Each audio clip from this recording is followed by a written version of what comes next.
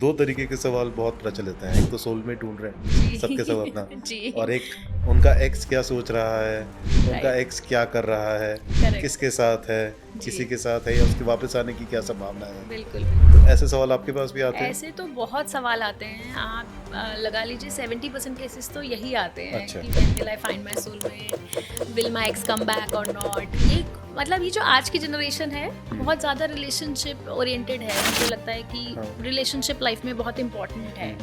तो और कहीं तक सच भी है ये। कहीं तक सच है, कंपेनियनशिप होनी चाहिए, बट मुझे लगता है कि उसके पीछे अपनी लाइफ नहीं खराब करनी चाहिए। बहुत लोगों के ब्रेकअप भी होते हैं कि जहाँ पे लोग जानना चाहते हैं कि क्या मेरा एक्स वापस आएगा या नहीं आएगा। तो ऐसे में हम टैरो कार्ड्स के थ्रू एनर्जीज चेक करते हैं। जैसे मैंने आपको बताया कि टैरो जो एनर्जी चेक करता है सामने वाला बंदा आपके बारे में क्या सोच रहा है, and it all depends upon the current situation. जो करंट सिचुएशन, जैसे अगर आप मेरे बारे में इस टाइम पे पॉजिटिव सोच रहे हैं ना, तो टैरो में कार्ड्स पॉजिटिव आएंगे। लेकिन कल अगर मेरा और आपका झगड़ा हो गया, आप मेरे लिए नेगेटिव हो गए, तो कार्ड्स नेगेटिव आएंगे। तो टैरो करंट एनर्जीज पे काम करता है, बट एक मैनिफेस्टेशन टेक्निक है थ्रू स्विच वर्ड्स। एंड जैसे कहते हैं ना, यूनिवर्स में एनर्जीज ट्रैवल करती है। तो ये मेरा खुद का पर्सनल एक्सपीरियंस है, मेरा खुद का tried and tested switch word है ये वाला। लोग कॉल बैक करते हैं, ये कनेक्ट होता है। स्विच वर्ड होते हैं जो हर कंडीशन में काम करते हैं। जैसे कि छोटा सा स्विच वर्ड बताऊंगी, डिवाइन मैजिक बिगिन नाउ। ये स्विच वर्ड आप किसी भी सिचुएशन में यूज़ कर सकते हैं। जब भी आपको लगे आपका काम नहीं बन रहा है, काम अटक रहा है, डिवाइन मैजिक बिगिन नाउ, आंख बंद करके चैंटिंग कीजिए। आप देखिए, you are calling the divine to do the magic and right now, so it works. It does. कुछ चीज़ें ऐसे इंसिडेंट्स ऐसे होते हैं कि क्लाइंट का आप पे फेथ बहुत ज़्यादा बढ़ जाता है।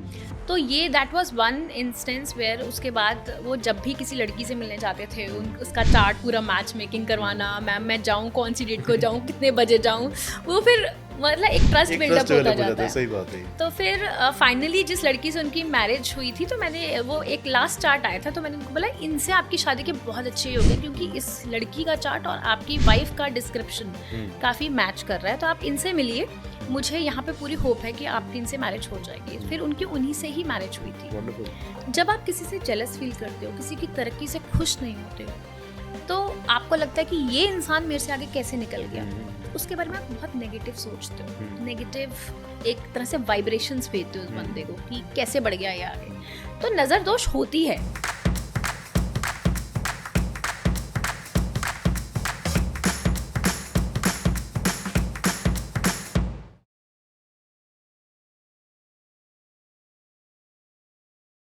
नमस्ते एवरीवन, हरे कृष्णा। स्वागत है आपका द गुड पॉडकास्ट के एक और मज़ेदार एपिसोड में। आज हमारे साथ जुड़ी हैं डॉक्टर एस्ट्रो पूजा भाटिया जी, फरीदाबाद से।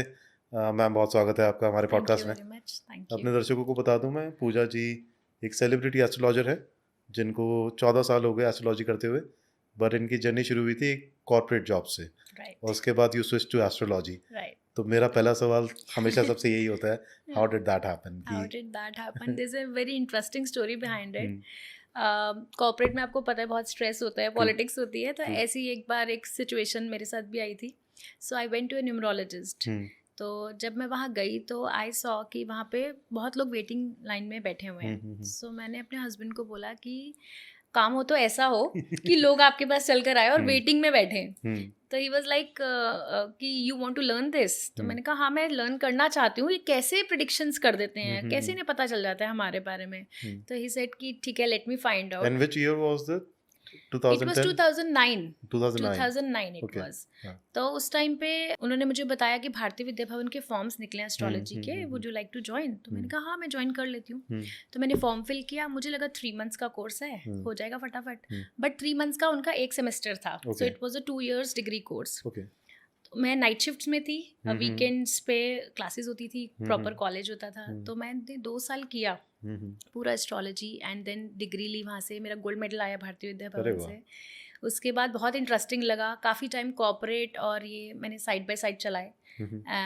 अपनी ही टीम की प्रिडिक्शंस करती रहती थी, बैठ के आओ अपना date time place of birth दो, उनकी छोटी छोटी प्रिडिक्शंस करती थी। इस वजह से बहुत लोग कनेक्टेड भी हैं कॉर्पोरेट के लोग मेरे से। एंड धीरे धीरे predictions turned out to be true. जो सीख कर आती थी भारतीय विद्या भवन पे वो अपनी टीम पे लगाती थी, यार चलो आज तुम्हारा स्पाउस वो देखते हैं कहाँ किस डायरेक्शन से आएगा, चलो आज देखते हैं तुम्हारी नेक्स्ट जॉब कब चेंज होगी. तो वो छोटी छोटी प्रेडिक्शंस सही होने लग गई, तो मज़ा भी आने लग गया. एंड फिर धीरे धीरे आई स्विच्ड कि मेरा एक लॉन्ग टर्म विजन था कि मुझे कॉर्पोरेट सारी लाइफ नहीं करना है, क्योंकि नाइट शिफ्ट्स और बहुत कुछ होता है. फॉर हाउ लॉन्ग आप प्रोफेशनली एस्ट्रोलॉजी और टैरो कार्ड रीडिंग कर रही हैं? It's been 14 years now. 2010 exactly. में मैंने एस्ट्रोलॉजी कंप्लीट करी अपनी डिग्री. उसके बाद मैंने टैरो भी सीखा, मैंने न्यूमरोलॉजी भी सीखी एंड साइड बाय साइड करती रहती थी पैरेलल, बट फुल फ्लैश 2014 से मैं बोलूँगी कि मैं आई हूँ. वंडरफुल. अपने दर्शकों को ये वाली बात भी बता दूं मैं कि Puja ji is empanelled with multiple media outlets as well. तो अगर इनका चेहरा आपने कहीं देखा है तो यू आर नॉट मिस्टेकन. आपने ज़रूर इनको कहीं ना कहीं टीवी पे देखा होगा. मैंने भी आपके प्रोग्राम्स देखे हैं, वहाँ पे आप ज़्यादातर जो प्रेडिक्शंस कर रही होती हैं वो कॉर्पोरेट से रिलेटेड कर रही होती हैं, जियोग्राफिकल प्रेडिक्शंस कर रही होती हैं. तो वो एक्सपीरियंस कैसा रहा आपका? अच्छा लगता है जब वो प्रेडिक्शन छोटी छोटी सही भी निकलती हैं. एंड इसके अलावा जोग्राफिकल प्रेडिक्शन, मंडेन एस्ट्रोलॉजी की प्रेडिक्शन, जैसे एक्लिप्स के आसपास प्रेडिक्शंस होती हैं, अर्थक्वेक की, टाइड्स की, रेनफॉल की, स्टॉर्म की, ये सब प्रेडिक्शंस होती हैं. तो बस इसी तरीके से बाकी टीवी चैनल्स पे जो भी रिलीजियस जैसे फेस्टिवल्स होते हैं उनसे रिलेटेड इन्फॉर्मेशन देना, रेमेडीज़ बताना, फेस्टिवल्स का महत्व बताना, और टैरो रीडिंग्स भी करते हैं कई बार. कई चैनल्स में एज ए टैरो रीडर भी किया है. वंडरफुल. पूजा जी, पॉलिटिक्स तो है, साथ में सेलिब्रिटीज़ तो और भी होते हैं जी. तो किसी एंटरटेनर, किसी सेलिब्रिटी कोई ऐसा जिसकी आपने प्रेडिक्शन करी हो जो सच हो गई हो? जी बिल्कुल. मैंने एक बहुत फेमस कॉमेडियन के लिए प्रेडिक्शन किया था. एक इवेंट था, so I was doing a tarot reading. he was visiting all the stalls, so he came to my stall and he asked कि मेरा आगे फ्यूचर कैसा रहेगा. so he drew a card tarot का. तो उसमें थोड़ा सा कॉन्फ्लिक्टिंग कार्ड आया था. He is a very famous comedian and मैंने उनको बोला कि आपको आगे अपने करियर में बहुत कॉन्फ्लिक्ट्स आने वाले हैं, आपको चैलेंजेस आएंगे. तो उनको अच्छा नहीं लगा ऑनेस्टली स्पीकिंग सुन के. उन्होंने कुछ बोला नहीं, but I could make out from his face. But उसके बाद न्यूज़ आई that he had issues with his team and all. तो comedian, I can figure out who that is, I guess. So ऐसे काफ़ी केसेस हुए हैं. But now the patch up has happened, I guess, right? But वो उस time की prediction थी. It was way back 5-6 years back. तो change तो डेफिनेटली आता ही है, अप्स एंड डाउन्स तो रहते ही हैं. हाँ जी. या तो ये this was one of the case. तो पूजा जी, अब ऐसी बात है, आपने किसी को कुछ बताया, किसी को अच्छा नहीं लगा, ये बातें होती हैं. जी बिल्कुल. पर आपका सिद्धांत यही है कि जो भी सच है वो बता दें साफ साफ. देखिए, मेरे को ये लगता है कि अगर आप मेरे पास आए हैं प्रेडिक्शंस के लिए तो मैं आपको प्रेडिक्शन सही दूं. सही बात है. एक शुगर कोटिंग मैं करके आपको कुछ बताऊंगी जो चीज़ नहीं होने वाली, उसका कोई फायदा नहीं सही है. बात है. झूठ बोलने का क्या फ़ायदा है? आप मेरे पास कुछ ऑनेस्ट प्रेडिक्शंस के लिए अगर आ रहे हैं तो you should know the fact. मुझे ये लगता है. हाँ, कई बार फैक्ट्स और ट्रुथ थोड़ा बेटर हो जाता है, अच्छा नहीं लगता है लोगों को सुनने में. ऐसे बहुत केसेस आते भी हैं हमारे पास जहाँ पे स्पेशली रिलेशनशिप इशूज़ आते हैं, जहाँ पे लोग जानना चाहते हैं whether my ex will come back और नॉट, ब्रेकअप हो गया, क्या सिचुएशन है. तो कई केसेस में नहीं दिखता that the other person is not interested.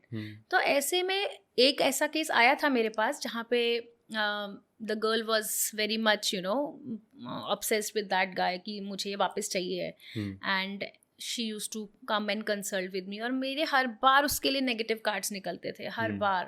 और मैं उसे हर बार कहती थी that there is some third party involved, मुझे नहीं लगता ये वापस आएगा. तो वो मुझे हमेशा कहती थी कि आप मेरे लिए हमेशा नेगेटिव बोलते हो, बाकी एस्ट्रोलॉजर्स तो सब बोलते हैं कि वापस आएगा. मैंने कहा मुझे बाकी एस्ट्रोलॉजर्स का नहीं पता, बट मेरी रीडिंग्स कह रही है कि नहीं आएगा. तो 6 महीने तक, और मैंने उसको ये भी बोला कि आपको अक्टूबर में आपको you will get the clarity, आपको सब पिक्चर क्लियर हो जाएगी. हाँ, और वही हुआ. 1 अक्टूबर के आसपास she sent a message to me saying कि आपने बिल्कुल सही बोला था, अक्टूबर आ गया है एंड मुझे क्लैरिटी मिल गई है. He is actually into a different relationship. उसने अपना रिलेशनशिप ऑफिशियल भी कर दिया है. And she thanked me actually कि for not giving her any kind of false hopes. सही बात है. That was a very negative prediction case जहाँ पे मैंने नेगेटिव प्रेडिक्शंस दी, but that girl has taken it very positive and I'm happy that she was grateful.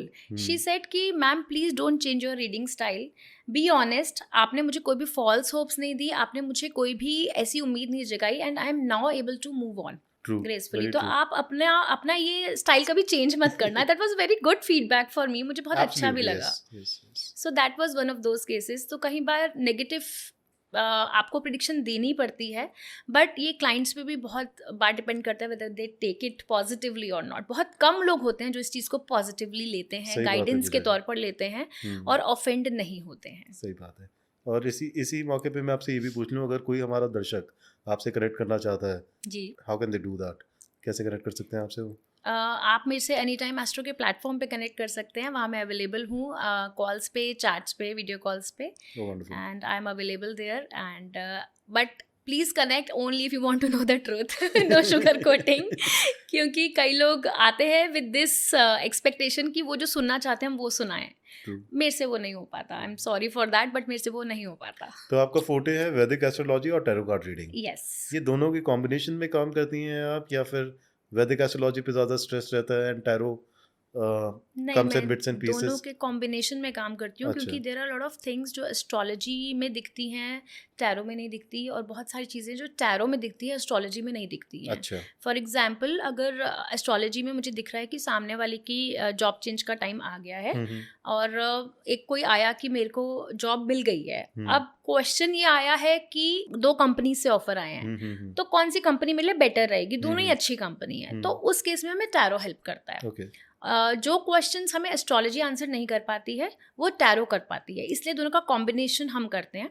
And साथ ही जैसे हम कॉम्बिनेशन में बता सकते हैं कि company A will be much better in terms of money, company B will be much better in terms of work life balance. So it helps the person to decide कि तो आपकी प्रेडिक्शंस ज़्यादातर वैदिक एस्ट्रोलॉजी और tarot के mixture से निकल के आती है? बिल्कुल मिक्सचर पे ही होती है। एंड टैरो बहुत बार लोगों की फीलिंग्स के बारे में हमें बताता है जो एस्ट्रोलॉजी नहीं बता पाती है। ठीक है। तो सामने वाला बंदा क्या सोच रहा है हमारे बारे में।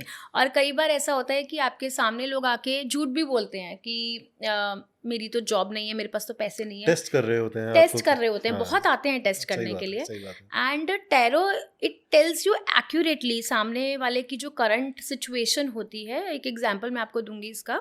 एक बार एक साहब मेरे पास आए थे, ही सेड कि मेरा तो बिजनेस बिल्कुल अच्छा नहीं चल रहा है, मेरा तो काम नहीं चल रहा है ठीक से, कब अच्छा चलेगा। मैंने कार्ड्स खोले, इतने वंडरफुल कार्ड्स आ रहे थे उनके। तो मैंने कहा आप कह रहे हो कि आपका काम अच्छा नहीं चल रहा है, मुझे तो दिख रहा है आपका काम बहुत अच्छा है, और आपका तो बहुत नेम फेम है सोसाइटी में, आप तो बहुत जानी पहचानी हस्ती हैं अपने फील्ड की। तो बड़ी देर तक तो ऐसे ऐसे करते रहे। फिर एंड में मैंने उनसे पूछा, मैंने कहा आप करते क्या हैं? तो ही सेड ये जितने भी एक बहुत फेमस स्कूल है, उन्होंने बोला कि मैं इसके स्कूल का बोर्ड ऑफ मेंबर हूँ। तो आई वाज लाइक कि स्कूल का काम ना चले ऐसा हो सकता है। सो ऐसे कई बार लोग आके टेस्ट भी करते हैं आपसे, बट अंदर ही अंदर उनको पता होता है कि ये बंदा जो बोल रहा है सही बोल रहा है। तो इसलिए मेरे को ये लगता है कि मुझे अपने कार्ड्स पे पूरा ट्रस्ट है, क्योंकि मेरी टीचर ने ये बताया था कि कोई कुछ भी बोले, आपको अपने कार्ड्स पे ट्रस्ट करना है, वो जो आपको बता रहे हैं ना वो ही सही है।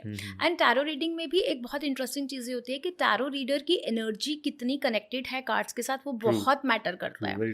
हर कोई टैरो सीख लेता है, लेकिन उसको इंटरप्रेट करना एज पर द सिचुएशन और कार्ड्स को कनेक्ट करके अपनी इंट्यूशन को उसके साथ कनेक्ट करना एक बहुत डिफरेंट चीज़ होती है, जिसके लिए बहुत मेडिटेशन और बहुत ज़्यादा स्ट्रॉन्ग कनेक्शन चाहिए होता है कार्ड्स के साथ। सही बात है।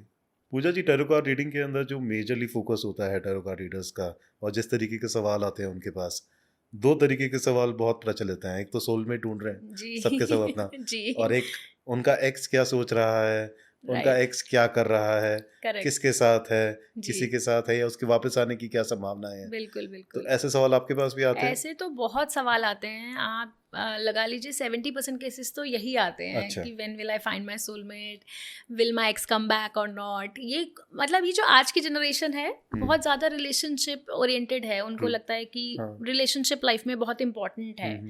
तो और कहीं तक सच भी है ये। कहीं तक सच है, कंपेनियनशिप होनी चाहिए, बट मुझे लगता है कि उसके पीछे अपनी लाइफ नहीं खराब करनी चाहिए। सोलमेट का कॉन्सेप्ट लोगों को ये लगता है कि सोलमेट मुझे कब मिलेगा, बट सोलमेट का कॉन्सेप्ट लोगों को शायद क्लियर ही नहीं है। सोलमेट वो नहीं होता कि आपका लव पार्टनर आपका सोलमेट है। सोलमेट कोई भी हो सकता है। सोलमेट आपका कोई बहुत अच्छा फ्रेंड भी हो सकता है, आपका भाई भी हो सकता है, आपकी मदर भी आपकी सोलमेट हो सकती है। अच्छा। कोई पेट एनिमल भी आपका सोलमेट हो सकता है। ऐसा इंसान जिसके साथ आपका सोल कनेक्टेड है, जिसके साथ आपकी वाइब्स मैच करती है, जिसके साथ आप कंफर्टेबल फील करते हो, you just be your self, that is a soulmate connection. But लोग इसको मिसअंडरस्टैंड करते हैं कि मेरा लव पार्टनर या मेरा life partner will be my soulmate. ऐसा नहीं होता है. लाइफ पार्टनर जिनसे मैरिज होती है वो आपके कार्मिक पार्टनर्स होते हैं, उनके साथ आपके सोल कॉन्ट्रैक्ट्स होते हैं, ट्विन फ्लेम कॉन्सेप्ट्स भी होते हैं. तो बहुत सारे कॉन्सेप्ट्स होते हैं. और हाँ, इस तरह के बहुत क्वेश्चंस आते हैं, when will I find my soulmate. And यहाँ पे बहुत लोगों के ब्रेकअप भी होते हैं कि जहाँ पे लोग जानना चाहते हैं कि क्या मेरा एक्स वापस आएगा या नहीं आएगा. तो ऐसे में हम टैरो कार्ड्स के थ्रू एनर्जीज चेक करते हैं. जैसे मैंने आपको बताया कि टैरो जो एनर्जी चेक करता है, सामने वाला बंदा आपके बारे में क्या सोच रहा है, and it all depends upon the current situation. जो करंट सिचुएशन, जैसे अगर आप मेरे बारे में इस टाइम पे पॉजिटिव सोच रहे हैं ना, तो टैरो में कार्ड्स पॉजिटिव आएंगे. लेकिन कल अगर मेरा और आपका झगड़ा हो गया, आप मेरे लिए नेगेटिव हो गए, तो कार्ड्स नेगेटिव आएंगे. तो टैरो करंट एनर्जीज पे काम करते हैं. तो हम एनर्जीज चेक करते हैं कि एक्स की क्या एनर्जीज है, क्या वो अभी भी सोच रहा है, क्या अभी भी चांसेस हैं आने के.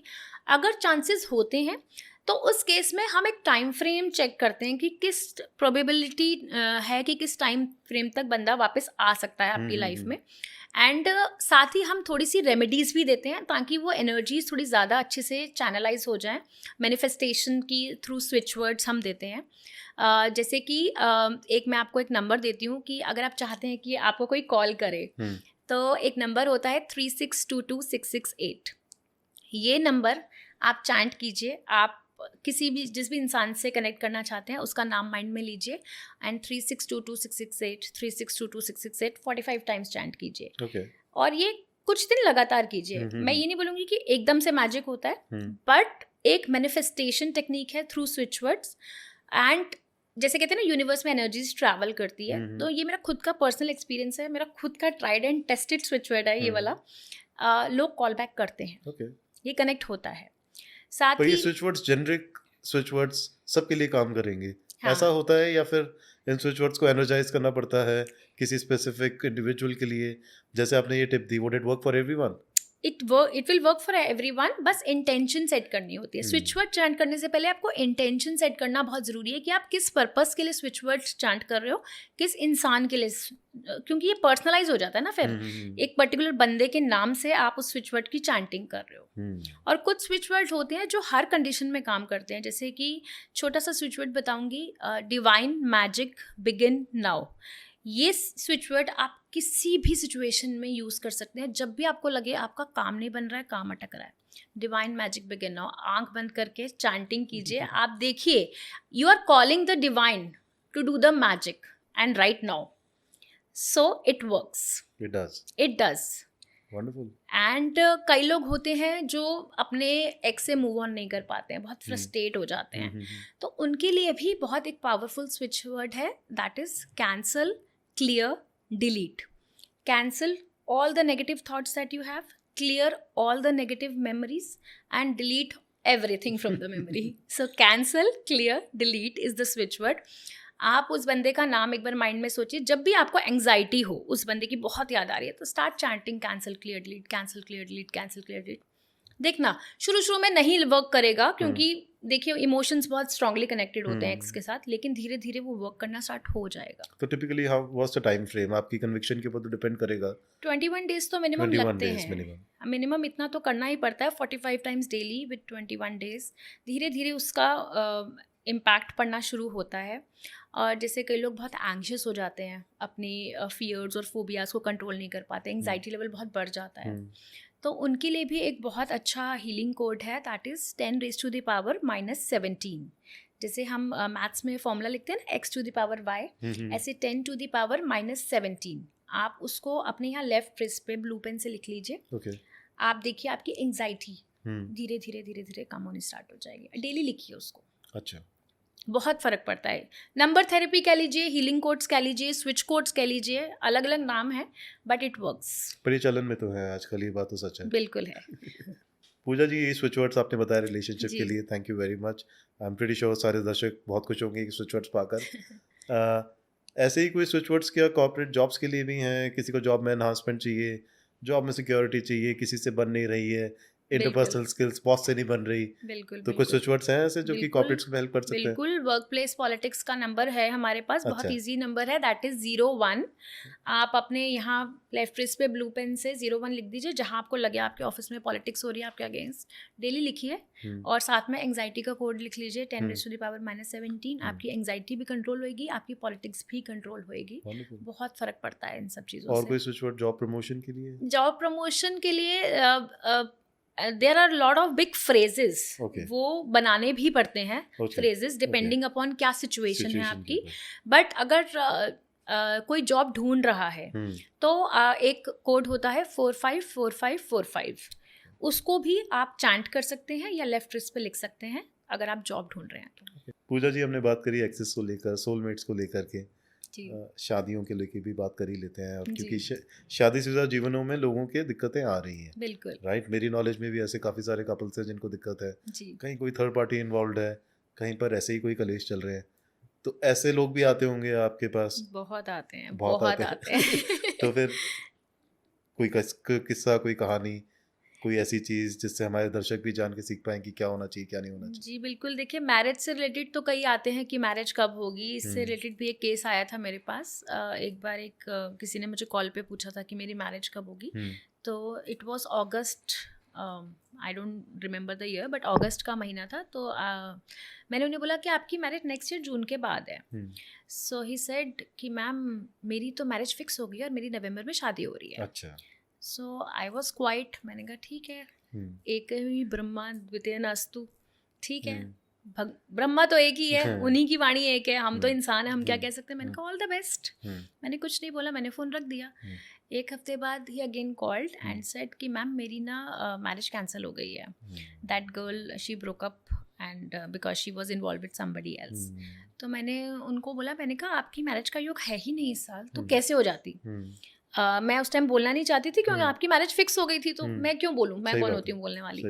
देन आई टोल्ड हिम कि नेक्स्ट ईयर जून के बाद आपका योग है, बट कुछ चीज़ें ऐसे इंसिडेंट्स ऐसे होते हैं कि क्लाइंट का आप पे फेथ बहुत ज़्यादा बढ़ जाता है। तो ये that was one instance where उसके बाद वो जब भी किसी लड़की से मिलने जाते थे उसका चार्ट पूरा मैच मेकिंग करवाना, मैम मैं जाऊँ कौन सी डेट को जाऊँ, कितने बजे जाऊँ, वो फिर मतलब एक ट्रस्ट बिल्डअप होता जाता है। सही बात है। तो फिर फाइनली जिस लड़की से उनकी मैरिज हुई थी, तो मैंने वो एक लास्ट चार्ट आया था, तो मैंने उनको बोला इनसे आपकी शादी के बहुत अच्छे योग है, क्योंकि इस लड़की का चार्ट और आपकी वाइफ का डिस्क्रिप्शन काफ़ी मैच कर रहा है, तो आप इनसे मिलिए, मुझे यहाँ पे पूरी होप है कि आपकी इनसे मैरिज हो जाएगी। फिर उनकी उन्हीं से ही मैरिज हुई थी। वंडरफुल। तो ये कुछ इंटरेस्टिंग केसेस आए थे। ऐसा ही एक केस था, ये उन दिनों की बात है जब मैं एस्ट्रोलॉजी सीख रही थी, 2010 की बात है, नई सीखना शुरू हुई थी एस्ट्रोलॉजी, सेकेंड ईयर में ही थी मैं। तो मेरे ऑफिस में एक बंदा आता था कि मैम मेरी सिस्टर की शादी नहीं हो रही, मैं बहुत परेशान हूँ, आप एक बार प्लीज़ देख लो। तो मैंने उसका चार्ट देखा, नवंबर मंथ था, एंड मैंने कहा तुम्हारी सिस्टर की शादी दिसंबर में हो जाएगी। तो ही वाज लाइक अभी तक तो ना लड़का मिला ना कुछ हुआ, दिसंबर में कैसे शादी हो जाएगी? मैंने कहा पता नहीं, दिसंबर में हो जाएगी। कुछ इंट्यूशंस भी काम करती हैं। तो दिसंबर फर्स्ट वीक में आया, मैम दिसंबर आ गया, शादी तो हुई नहीं। मैंने कहा अभी दिसंबर में 3 हफ्ते हैं ना, हो जाएगी। मैंने कहा मेरे हिसाब से हो जाएगी। उसके बाद मैं भी भूल गई, वो भी भूल गई, वो बड़े दिनों तक आया नहीं। फिर जनवरी में आया, मैंने कहा कहाँ थे तुम, दिखे नहीं बड़े दिन से। कह रहे मेरी सिस्टर की शादी थी। मैंने कहा अच्छा हो गई? कह रहे हाँ मैम, आया था एक बंदा, आए हमारे घर में, उन्हें हमारी सिस्टर बहुत पसंद आई, उन्हें सिंपल मैरिज चाहिए थी, उन्होंने उसी टाइम रोका किया और नेक्स्ट वीक उन्होंने शादी और एंगेजमेंट साथ करके ले गए। संजोग होते हैं। तो वहाँ से कॉन्फिडेंस भी आना शुरू हुआ। कुछ इंट्यूशंस भी आपकी वर्क करती हैं, जब आप इस फील्ड में आते हो तो कुछ नेचुरली इंट्यूशंस आपकी इनहांस हो जाती हैं। तो इससे बहुत फ़र्क पड़ता है। पूजा जी, अभी अपन पीछे बात कर रहे थे, तब आपने बताया था कि आपने 100 से भी ज़्यादा लोगों को ट्रेन किया है जी, वैदिक एस्ट्रोलॉजी में भी और टैरो कार्ड रीडिंग में भी, जी, राइट। पर अब आज के समय में थोड़ा सा मुश्किल हो गया है देखना कि कौन ढंग की प्रेडिक्शंस दे पाएगा जी। तो कोई ऐसे ट्रेड्स हैं कि पहचान पाए हमारे यूजर्स की ये एस्ट्रोलॉजर ठीक है या फिर ये एस्ट्रोलॉजर ठीक नहीं है? How do they define it? देखिए, आजकल ये ऑकल्ट साइंसेस इतना ज़्यादा प्रचलन में आ गया है, everybody wants to be an astrologer. पढ़े लिखे लोग भी इस फील्ड में जा रहे हैं। पहले ज़माने में एस्ट्रोलॉजी सिर्फ पंडितों का काम होता था। हम, आपकी मदर या मेरी मदर जाती थी पंडित जी के पास जन्म पत्री लेके। और सिर्फ पंडित जी ही इस चीज़ को ऑथराइज्ड माने जाते थे कि वही देखें. कभी आपने कोई फीमेल एस्ट्रोलॉजर भी नहीं देखी होगी उस टाइम पे, राइट? बट अब ट्रेंड्स काफ़ी चेंज हो रहे हैं. अब आप देखिए बहुत सारे पढ़े लिखे लोग भी इस फील्ड में जा रहे हैं. टैरो रीडिंग एक ऐसा फील्ड है कि आप मतलब 1 मंथ का कोर्स करके टैरो कार्ड सीख सकते हो. Tarot reading is not tough. Astrology मैं बोलूँगी it's very vast. It takes lot of time and practice astrology सीखने में. लेकिन कई लोग सिर्फ 2-2 3-3 महीने का कोर्स करके भी एस्ट्रोलॉजर बन जाते हैं. वो एक तरह से नीम हकीम की कैटेगरी में मैं उन्हें बोलूँगी कि उन्हें नहीं प्रॉपर पता होता कि कैसे किया जाए. जो अगर आप सही एस्ट्रोलॉजर की पहचान करना चाहते हैं तो कुछ ट्रेट्स होते हैं जो आप एस्ट्रोलॉजर के देख सकते हैं. सबसे पहले तो आप जिस भी एस्ट्रोलॉजर से कनेक्ट करना चाहते हैं उसका प्रोफाइल चेक कीजिए, उसका वर्क देखिए, उसके रिव्यूज़ पढ़िए, कहाँ से उन्होंने एस्ट्रोलॉजी की डिग्री ली है, कहाँ से उन्होंने टैरो रीडिंग की है, उनके अचीवमेंट्स क्या हैं, उनका कितने इयर्स का एक्सपीरियंस है. ये कुछ छोटी छोटी चीज़ें. और दूसरा, जिस तरह से डॉक्टर्स और लॉयर्स का वर्ड ऑफ माउथ होता है, रेफरेंसेस होता है, एस्ट्रोलॉजर्स का भी होता है कि हाँ भाई इन्होंने मेरी अच्छी प्रेडिक्शन की थी, आप इनके पास जाइए. तो रेफरेंस बहुत बड़ी चीज़ होती है एस्ट्रोलॉजर की. और जैसे कि अच्छे प्लेटफॉर्म्स है, जैसे हमारा एनी टाइम एस्ट्रो प्लेटफॉर्म है. इसमें आई एम श्योर कि ये प्रोसीजर हमारा बहुत इन डेप्थ है, जहाँ पे एस्ट्रोलॉजर्स को प्रॉपर स्क्रीन किया जाता है, सर्टिफिकेशंस देखी जाती हैं, प्रॉपर इंटरव्यू कंडक्ट होता है. तो यहाँ पे डेफिनेटली हमें बहुत ही लर्नेड एक्सपीरियंस एस्ट्रोलॉजर हैं. लेकिन अगर आप किसी प्लेटफॉर्म के बाहर किसी एस्ट्रोलॉजर से कनेक्ट कर रहे हैं तो उसका प्रोफाइल आई वुड से कि ज़रूर चेक करना चाहिए. तो any time astro is one place जहाँ पर जेन्युइन एस्ट्रोलॉजर हमारे दर्शकों को मिल ही जाएगा. बिल्कुल मिलेंगे, because I am very confident on the screening process of any time astro कि यहाँ पे जिस लेवल की आप एस्ट्रोलॉजर से इंटरव्यूज लेते हैं वो नॉर्मली नहीं लिया जाता. वंडरफुल. या पूजा जी, कोई मिथ्स भी हैं ऐसे एस्ट्रोलॉजी से रिलेटेड जो आप बर्स्ट करना चाहेंगे हमारे चैनल पर?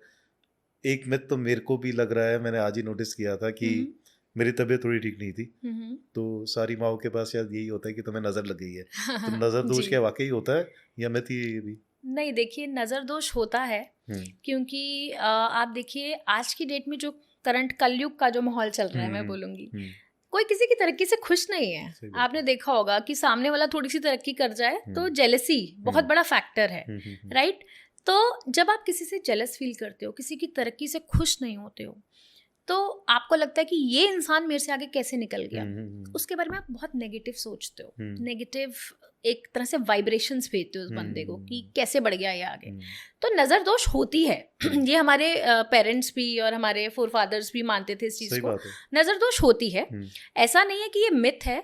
बट हाँ, बहुत ज़्यादा ब्लाइंड फेथ इस पर नहीं करना चाहिए. लेकिन नज़र आपको लगती है, ये फैक्ट है, क्योंकि एविल एनर्जी जो हम बोलते हैं कि एविल एनर्जी, एविल आई होता है and people think negative about you.